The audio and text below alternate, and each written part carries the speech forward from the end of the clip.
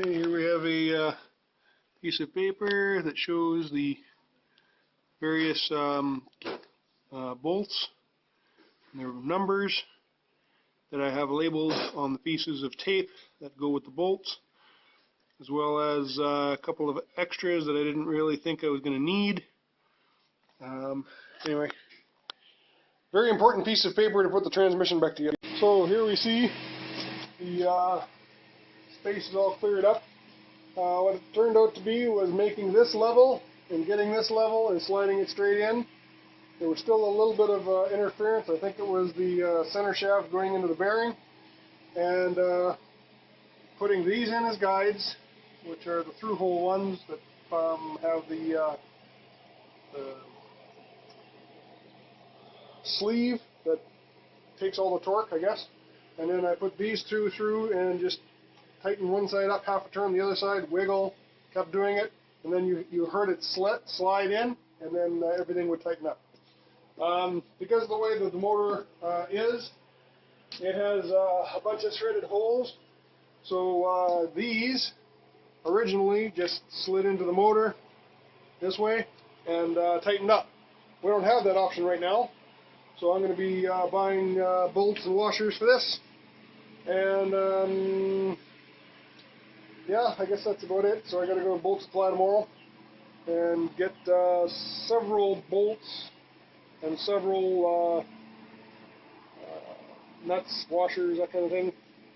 Okay, this is going to be about 3/4 of an inch long. So what I'm going to do is I'm going to get 12 volts hooked up to these two terminals with a contactor, no controller, and then just spin up the motor.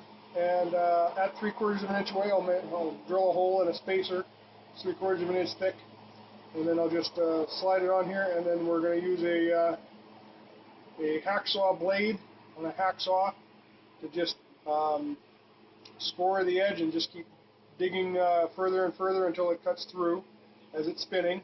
It's kind of like a lathe. I'll be pouring water on the edge so it doesn't heat up too much, and we'll be running the hacksaw blade out a little bit so that it doesn't just sit on two teeth for the cutting. I'll try and use all the teeth on the blade. Anyway, that's the plan, to try and get this thing short enough to fit into the car. Okay, now that we've got it slid together, we're just going to confirm a couple of numbers. So this is nice and tight. From there to the center of the support is 32 inches, confirming what we had before. And from that inside to this inside is 35 and 3/8. I think that's a different number than I had before.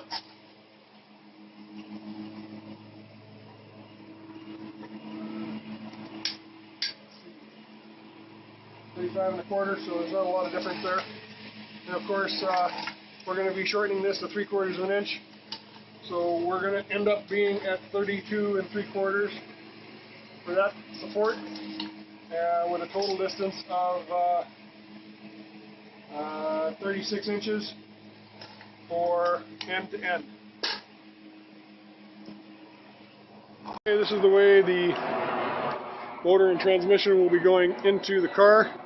Haven't cut off the shaft yet. I'm just doing a first trial fit,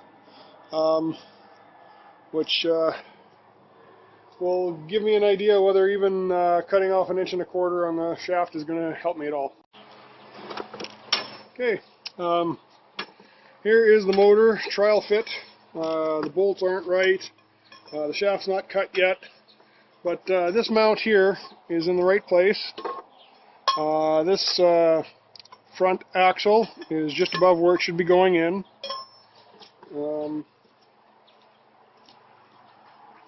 Down in here, the linkage for the shifter is pretty close.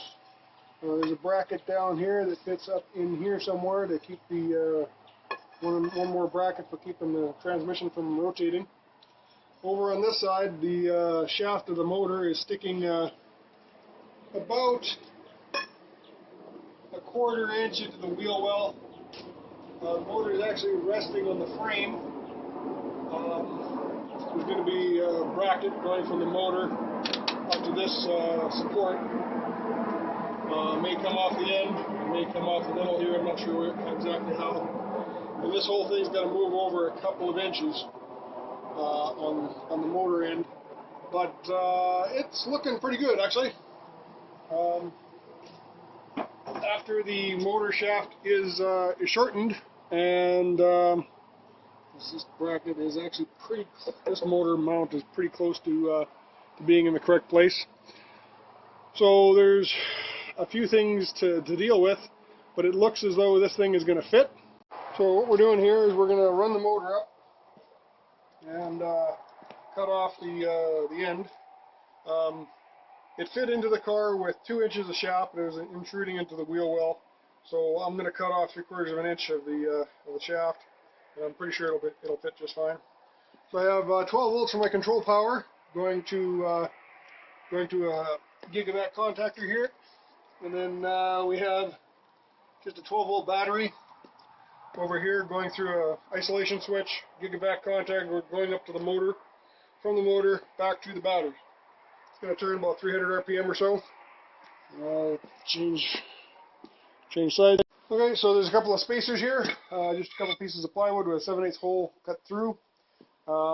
These are going to spin. It's actually going to be spinning this way. I'm going to take this blade, just put it along here, and then let the rotating shaft cut through.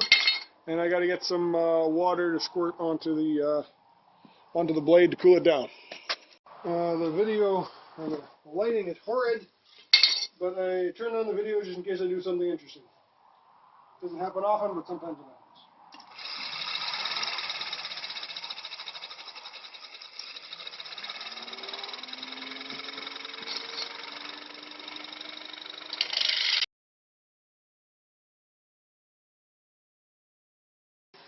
Okay, we will shut her off and check. Certainly a lot of water spraying around.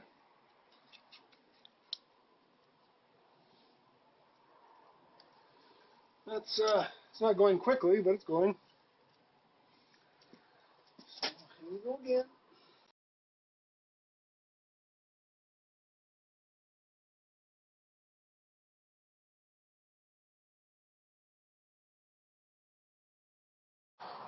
So there you can see the groove that's been cut. So I've taken the spacers out, and I'm just going to use the blade directly, and then cool it off, and we'll continue.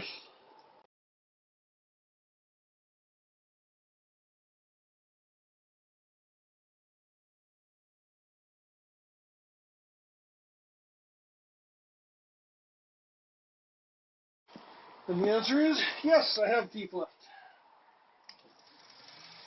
on the blade. So we are going to keep going. We're over halfway through, so it shouldn't be too long now.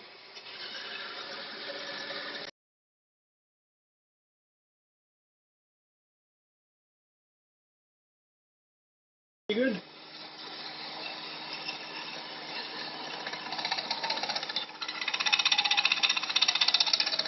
Okay, we get some vibration that happened, but it might be coming close.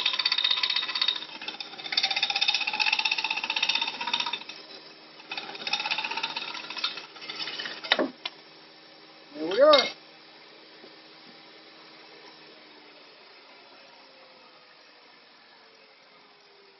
It's slightly conical, which means the outside edge is shorter, and the middle is a little bit longer, but it's not too bad.